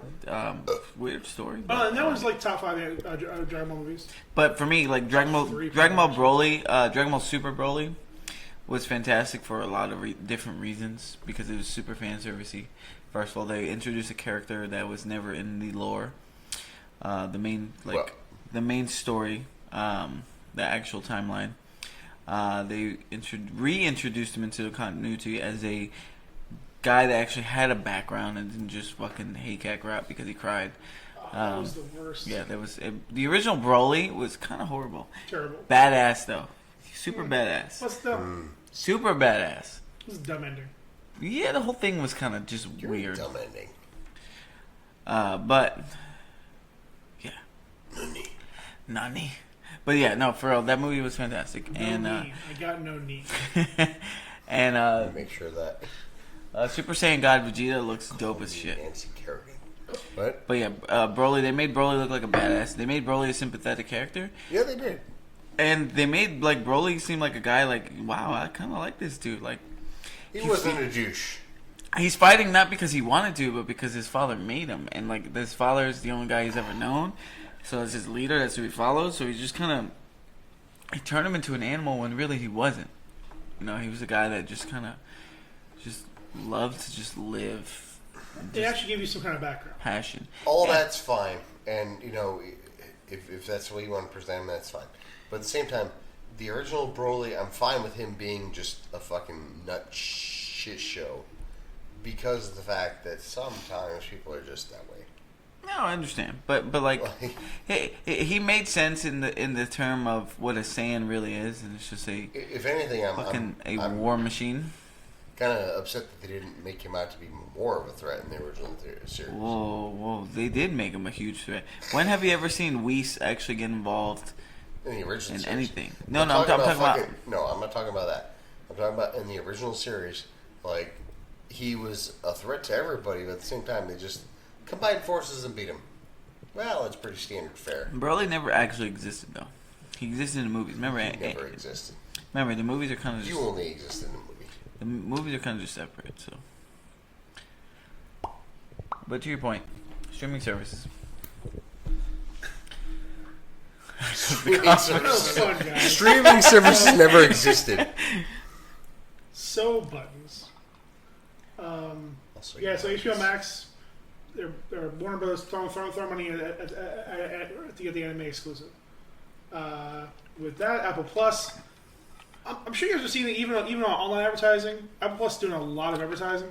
I don't have an iPhone, so I've never seen anything with Apple Plus. You I have don't to even have an know iPhone to what see it. Apple is. It's Yeah. just if you're on YouTube and you don't. I've never seen the I don't Apple even know Plus. what YouTube is. I don't get like my YouTube ads have nothing to do with Apple Plus. But you're the most Apple person I know. Whoa. I don't Even though know you're what on Android, you people are are. an Apple person. I have nothing. I own literally nothing No, Apple. but you're the target demographic. I may be, but I'm not a normal guy. You're not normal. I don't even know what is. So, they've been pushing hard in a lot of their series. Just they've been advertising a lot. I don't. None of them really stand out, other than Dickinson. It's a show with Haley Steinfeld. I like her. Yeah. She plays a young Emily Dickinson, and that's. I mean, it looks like it could be a fun series, but I mean, again, I don't know anything about it. It's a series with Jennifer Aniston and I think who's that bitch? The big jawline, Legally Blonde, Reese Witherspoon. Big jawline, yes. Wow. I've seen that. Hold on. We need to talk about that because, like, a big jawline. Yeah, it's not news. It's very I know. No, but as soon as he said Reese and I saw the jawline, that's when I figured out. Oh shit, she does have a big jawline. She has a sharp jawline. But anyway, she's massive. The thing that I feel like we need to talk about is the fact that Hollywood somehow thinks that Reese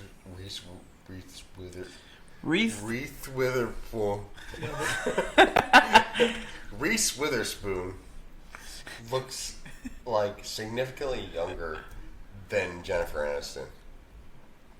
Jennifer Aniston still got it. The other day, there was this guy. Alright? And we were at work, and I was at work, and this guy fucking got me. Oh, man. It was kind of embarrassing. Oh, shit. It's going to happen. This guy came up to me, and he was like, alright, did you hear about the actress out in Hollywood? She fucking killed her husband. I was like, no, I didn't hear about this, man. What the fuck happened? Oh, man. She was crazy. She got her husband. She fucking killed him. She got him, stabbed pregnant. I said, oh, my God. That's awful.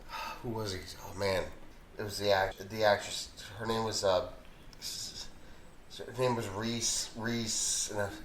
With a spoon? No, with her knife.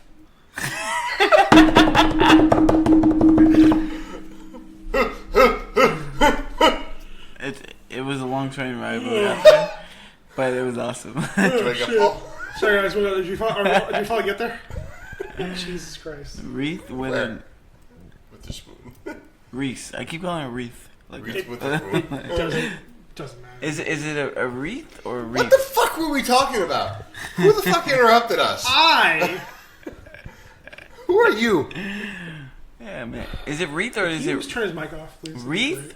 Or is it reef that you hang on Christmas? Reef. Who the fuck are you? Reef? You hang a wreath. It's not a reef. A reef is in the ocean. Okay, that's what I was trying to figure out. Okay. Alright, let's go. Continue. Sorry, we are way off of track. And the bigger news... Well, okay, actually, on that, Apple Plus is trying to be prestige format also. Again, this is kind of the same vein as HBO. So they're sinking a lot of money into their series. What the fuck you all doing? Okay, next one is a dry recording next time. The big news in the streaming war so far. Bitch. Just announced... You raggedy bitch. Turn the channel off for the whole time. The whole show. Ryan. Disney, Big Dick Swinging. Big Dick Swinging. Signed a deal with Verizon. There it is. All Verizon customers with Fios or unlimited plans will have one free year of Disney Plus. I've heard of this, actually. I saw this. This was actually advertised. Verizon's actually using this as an advertising ploy. It just popped up. Well, yeah, because it's people who either they have it. Obviously, it's no reason for them to keep it. And even like Ryan today, he looked into it. He thought about it. Yep. To go to Verizon? No, he's already with Verizon. Already with Verizon. Going with the unlimited. Should go to the unlimited to get the fucking I mean, extra this isn't one of those things that'll make people change. Again, there will be some people maybe who will join Verizon because of that, but very few. It's more people who already have Verizon who either will stay with them because of it, or may update their plan, upgrade their plan because of it. So again, if an extra, again, like I think if it's an extra $10 a month, it's $120 a year. Yep. A year rate for Disney Plus is $70 you pay up front. Yep, it's either $7 per month or $70 up front. So it's different than $50. So $50 more for your service when you're already planning on getting Disney Plus. Is it worth it? Cool. If not, then don't worry about it. And if you're mainly getting your video service through your cellular, then maybe it's worth getting. Like, okay, you pay the extra $50 a month. Is that what you said? $50 total, yeah, because it'd be like $70 plus the extra 50 over it. Not $50 a month, $50 a year. So you pay $50 extra a year, but you get to watch it on your phone. So, like, for people who that's the primary consumption of their media, they can do that. I can't watch stuff on my phone. I'm not a big fan besides of it YouTube, either, I cannot watch anything on my But to phone. be honest with you, there are some people who do that. Like, listen, one of our own podcast members, Lacey Howard, he watches a lot of shit on his phone, from my understanding. Well, that's me too. When at work or at laying in bed. So yeah, at work, but like Facebook and YouTube, but I'm not watching like. But for us, like, I'll watch I'm not Netflix watching. and But really, so, yeah. really? For us, we can't you can't really watch shit at work. He can, in his case. Oh yeah, he definitely. Because he's got a lot of fucking downtime because he's a security guard and like, okay, for long, extensive periods of time, he's not greeting anybody. He's not doing anything. So, okay, how do you fucking deal with that? He's getting paid to chill. Yeah, well, he's paid to be there. He's paid for his decision making ability. All right, is this person a person who we can trust? Yeah, whatever. I'm not downplaying his validity of his job, but what I am saying is there is a lot more downtime than you or I have. A lot chilling. Right. Yeah, like I said, this is obviously a nice get for Verizon. Because I mean, at the end of the day, it's actually a huge get for Verizon. Yeah. Well, I was talking months ago. I'm not sure if I did it in a podcast or it was just with you guys. I think for a lot of those companies, if they were like Netflix or some of the smaller streaming services, if they were going to survive, they needed to make a deal with Verizon or one of the big AT&T, one of the big broadband carriers in order to get to stay relevant, to get a deal going to help out with them. AT&T, but Verizon just cut all of them out, just went straight to the big dick. I will, and I went a whole hog with my prediction is Disney and Comcast, but we'll see how that turns out. Disney like joining with Comcast or like partnering. Buying Comcast. That actually makes a lot of sense. A whole lot of sense. So watch out for that one. Because that's an infrastructure that reaches very far, and that's their business model. And the thing with too, like Comcast, besides their internet, do people really pay for their TV package anymore? People pay for it, but only because they have to.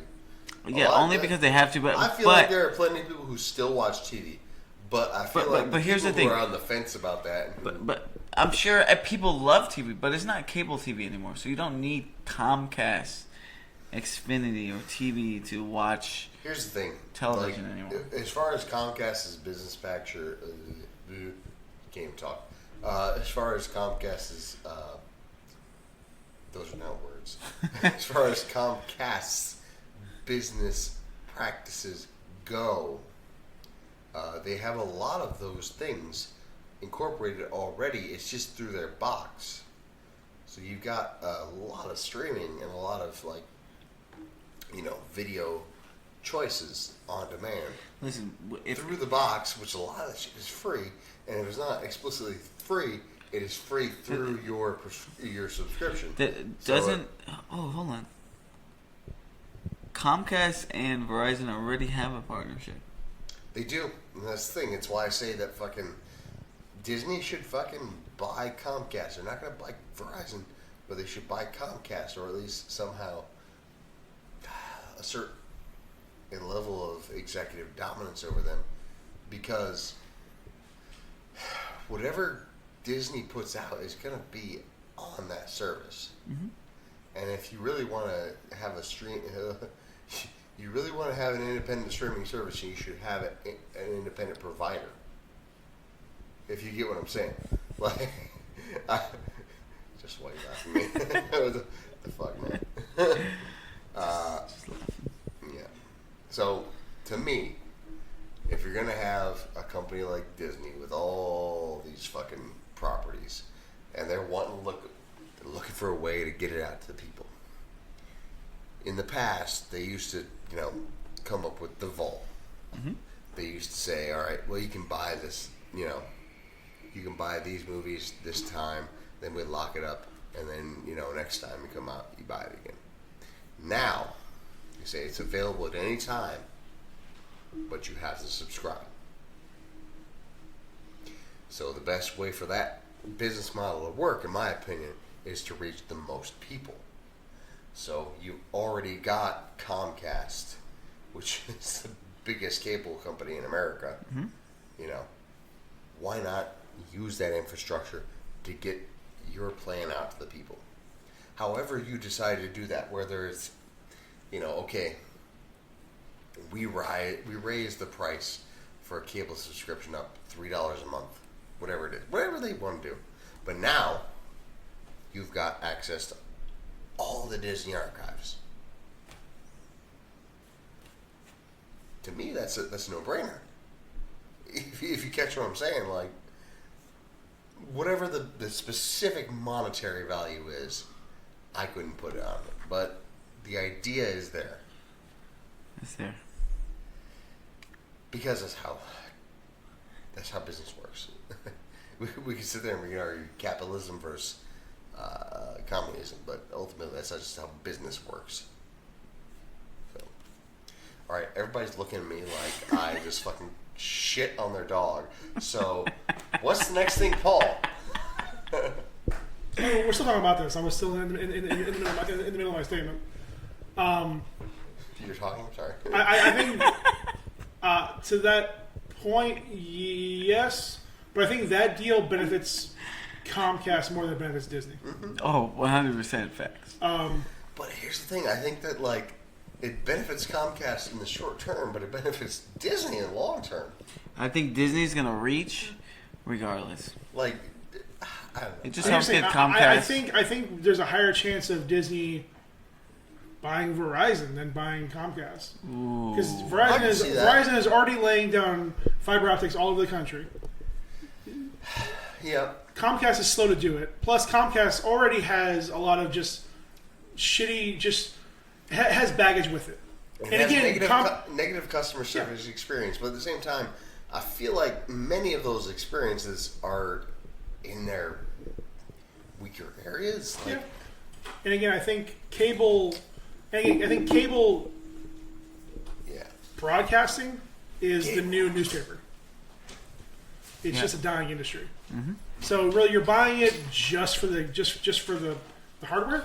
Just because it's what you've been doing and what you've grown up. I think the problem is too, like the company is already too big. Because again, it's not just Comcast; it's Comcast Universal.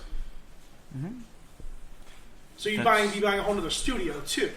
There's way too much involved. If it was just Comcast, if this was a deal 10 years ago, maybe.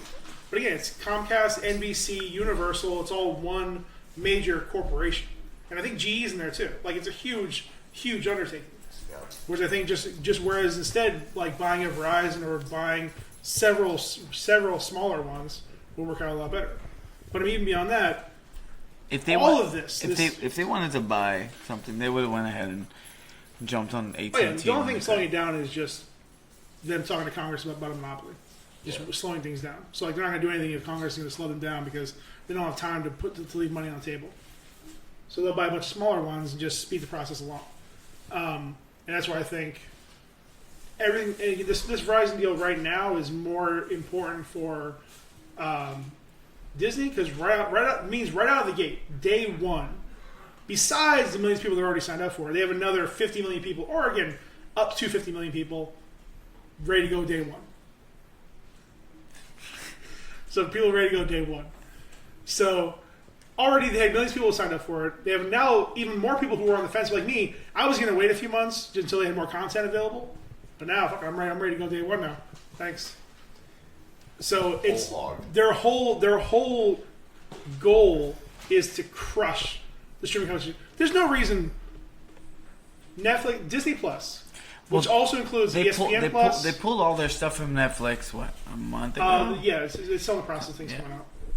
A couple things because they have to come out. But other than that, it's been known that all these shows that are getting canceled is because they're Netflix deal. Yeah. They're not renewed. Well, it's the same problem with NBC because now The Office is coming off Netflix. Was what happens after everything's pulled out. There's The Office, Friends, like all these like network shows are coming off of Netflix.